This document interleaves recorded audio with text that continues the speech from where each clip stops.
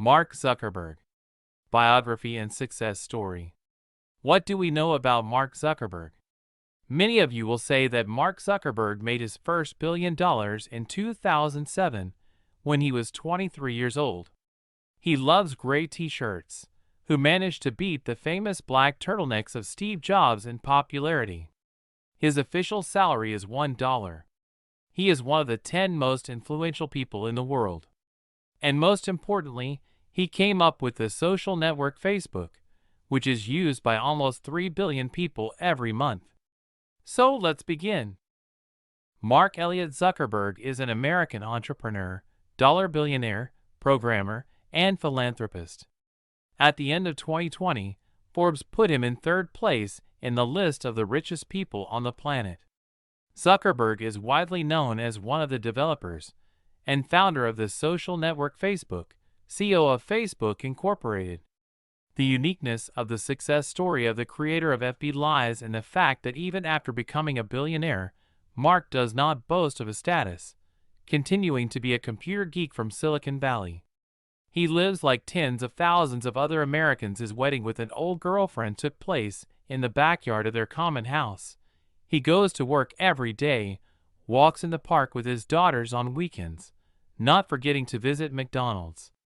His example clearly demonstrates the fact that our world is no longer ruled by serious uncles. The reins of government are slowly but surely passing into the hands of dreamers and enthusiasts who are not afraid to think outside the box. Mark was born to psychiatrist Karen and dentist Edward Zuckerberg. He and his three sisters Ariel, Randy, and Donna were raised by a Reformed Jewish family in Dobbs Ferry, New York. His great-grandparents were Jewish immigrants from Austria, Germany, and Poland. Zuckerberg attended Ardsley High School before transferring to Phillips Exeter Academy. Like many other boys of his age, Mark raved about electronics. His father supported his son's hobbies in every possible way, so when he once saw Mark reading the book, C++ for Dummies, his father bought him a computer. At that time, Mark was 9 years old. Zuckerberg started using computers and writing software in high school. In high school, he created a program that allowed all the computers between his home and his father's dental office to communicate with each other. With a bright and lively mind, Mark Zuckerberg knows very well how to use his brains. Ever since elementary school, the title of botanist has been firmly entrenched in him. After successfully completing Ardsley High School, he entered Phillips Exeter Academy, where he chose to study mathematics, foreign languages, and science. In addition to his studies, Mark was fond of fencing, eventually taking the place of the captain of the school team in this sports discipline. As a thesis, he created the Synapse Player.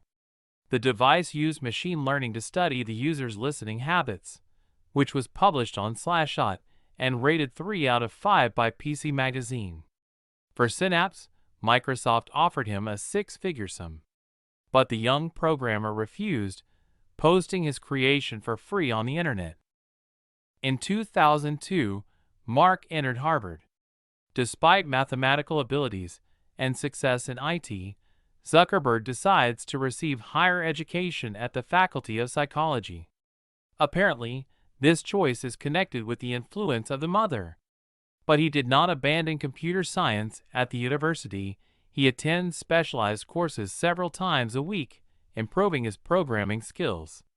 He studied psychology and computer science and belonged to Alpha Epsilon Pi and Kirkland House.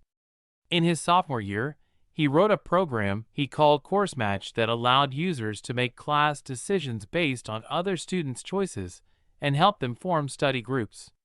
In 2003, a year after starting his studies at Harvard, a talented young man decides to create his own student popularity rating. To do this, the hacker creates the FaceMash web portal and hacks into the university's database, from which he downloads photos of students. After that, he posts photos on his website and invites everyone to rate them on a special scale. The idea was a wild success in just a few hours, The photos were viewed more than 20,000 times. But the leadership of Harvard and the students themselves did not approve the idea, and the project was closed with a scandal. Through the face mash incident, Mark is introduced to a group of undergrads, Tyler's brothers, Divya Narendra and Cameron Winklevoss. They were developing the social network HarvardConnection.com and were looking for a talented programmer.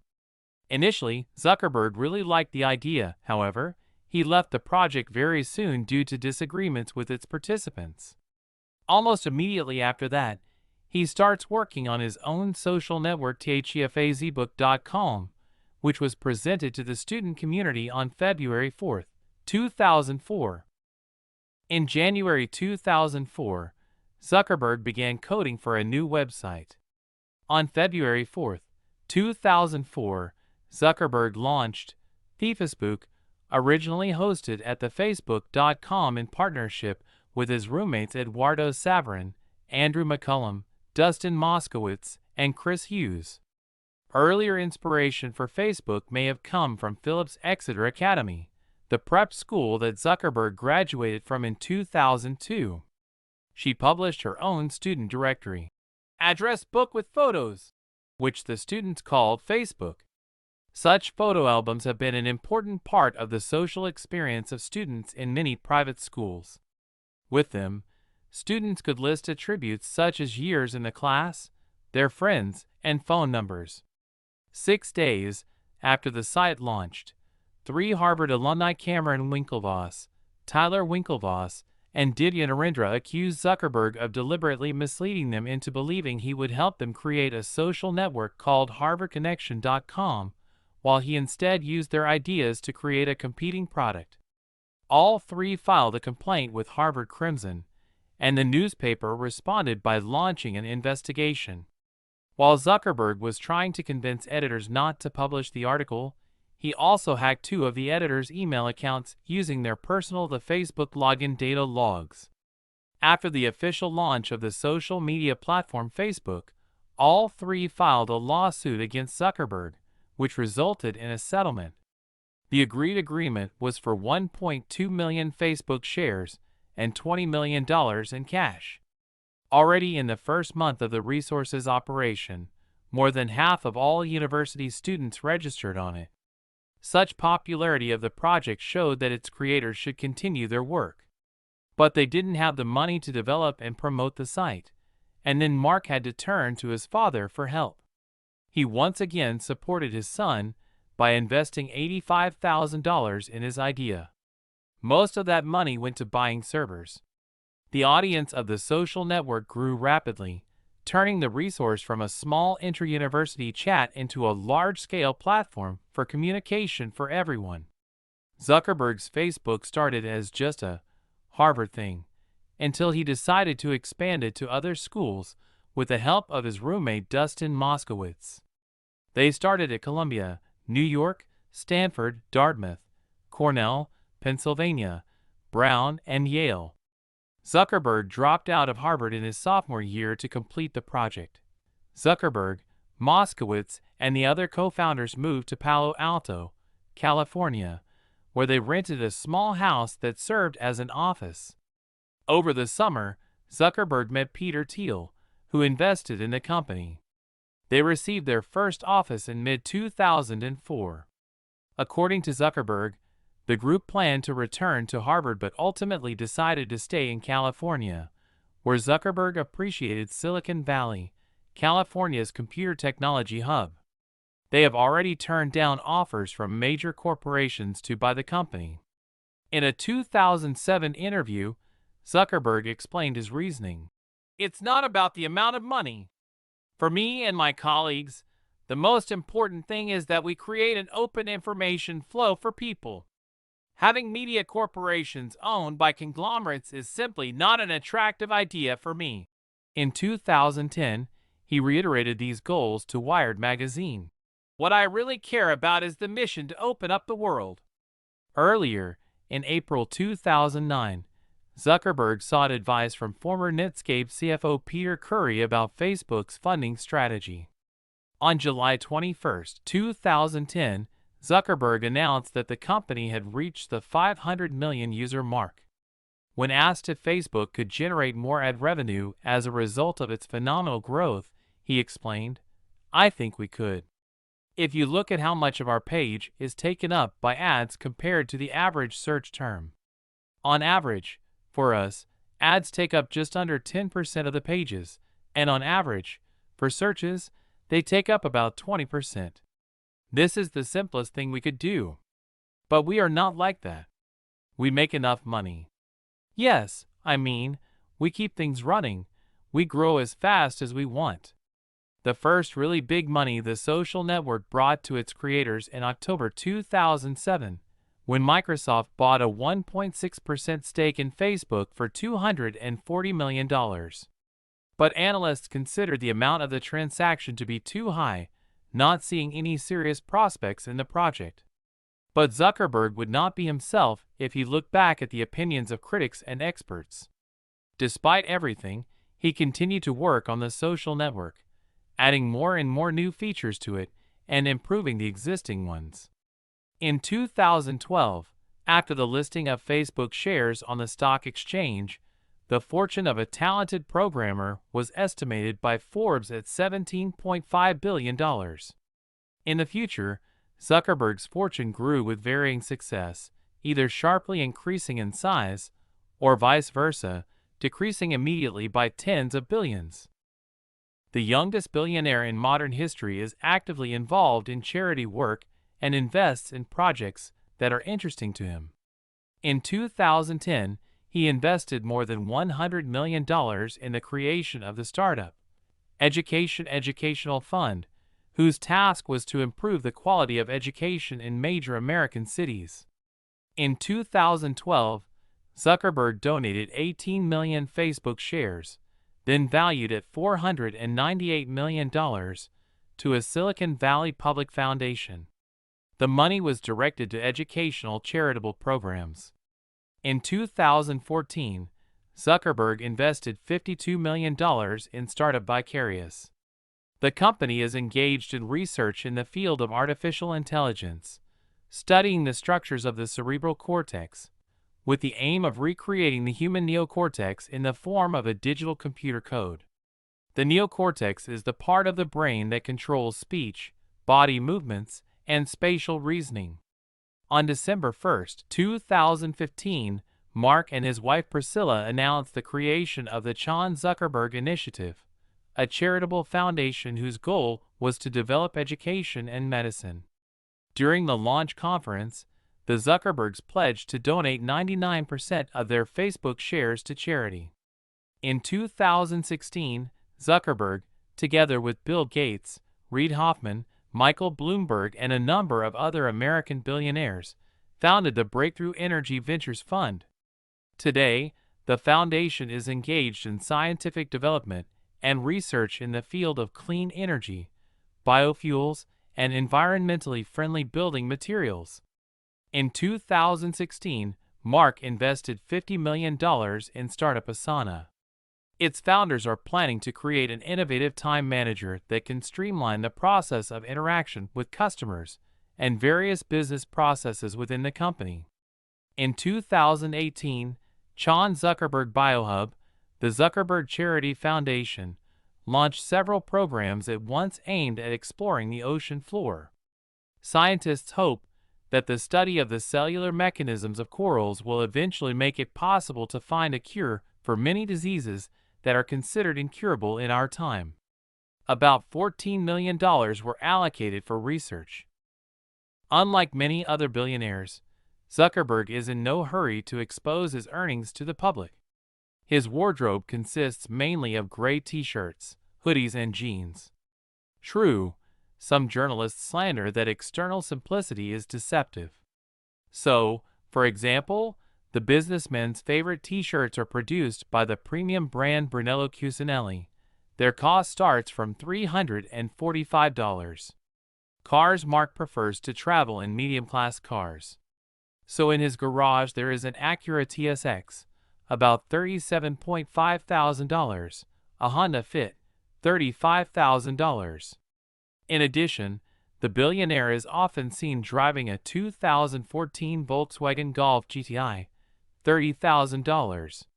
But the businessman also has more expensive cars at his disposal. The Pagani Huayra sports car, released in a single copy, worth €1 million. At home, the Zuckerberg couple willingly invests in the purchase of real estate. In 2011, they purchased a 450-square-foot home in Palo Alto, California for $7 million. After their wedding, in 2012, they bought several mansions around their home at once, planning to carry out a radical renovation of the area. The Zuckerbergs also have at their disposal a luxurious townhouse in San Francisco. The house, built in 1928, cost the couple $11 million.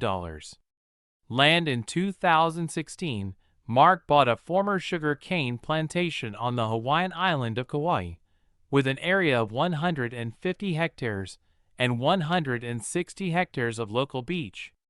He also owns 183 meters of the shoreline of Lake Tahoe, the purchase of which cost the billionaire $59 million. In addition, the annual large items of expenses of a businessman are the payment for the services of security companies, about $20 million a year, and flights on a rented private plane, $2.9 million a year. According to Zuckerberg, he started working on Facebook when he was 19 years old. At that time, he knew little about business, preferring trial and error to tedious theory. In an interview, Mark willingly talks about his work. If a person has brains, he simply does not have the moral right to work not for himself, giving most of his time and the results of his achievements to his employer. Facebook was not created to be a company. Facebook was created to fulfill a social mission, to make the world more connected and open. I often tell my colleagues that my goal was never just to build a company, and many misunderstood me, believing that I was only trying to get a profit from my work. I always focus on two things. Firstly, this is a clear direction for the company and what we create. Secondly, building an effective team. If you manage to get it right, a clear direction for what you're doing, and bringing in brilliant people, your business will thrive. If you're just working on what you love and you're passionate about, you don't need to have a master plan for how things will develop. Every day he asks himself the question, am I doing the most important thing that I could do? Which helps him prioritize and set specific goals. In 2013, according to a Glassdoor survey, a specialized internet community dedicated to employer reviews, billionaire Mark Zuckerberg received the highest approval rating among his subordinates. 99% of Facebook employees considered him a great boss and supported all his ideas. According to experts, the reasons for this adoration are as follows. Mark appreciates and respects each member of his team. It is fair to expect reciprocal respect from his subordinates. The founder of the social network always tries to stimulate disputes and discussions between employees, look at the company's products with a fresh look, and perceive things in their context. Zuckerberg is not afraid to delegate tasks, giving his employees the opportunity to be creative and give their best. In his opinion, this approach allows the staff to change this world for themselves and influence the current state of affairs. A high level of intelligence and a broad outlook. Many subordinates of Zuckerberg say that he knows literally everything and everything. He is fluent in several languages, quickly delves into the essence of the situation, making the right strategic decisions. Trust many decisions that matter to the future development of Facebook are made by Zuckerberg only after discussion with subordinates. Over the years of work in a leadership position, he managed to find the optimal balance between initiatives from below and decisions from above, which naturally inspires confidence among the staff. The image of his boyfriend. He wears t-shirts and jeans, is open to communication, behaves modestly. All this cannot but please his subordinates. Among other things, Zuckerberg pays close attention to corporate culture. To attract new specialists and retain good employees, he appoints high wages and distributes bonuses. There are numerous bonuses for Facebook staff, ranging from free food in the offices to increased pension payments. In numerous interviews and on his own Facebook page, Zuckerberg periodically shares his life principles that allowed him to succeed. Don't be afraid to take risks, a businessman once said.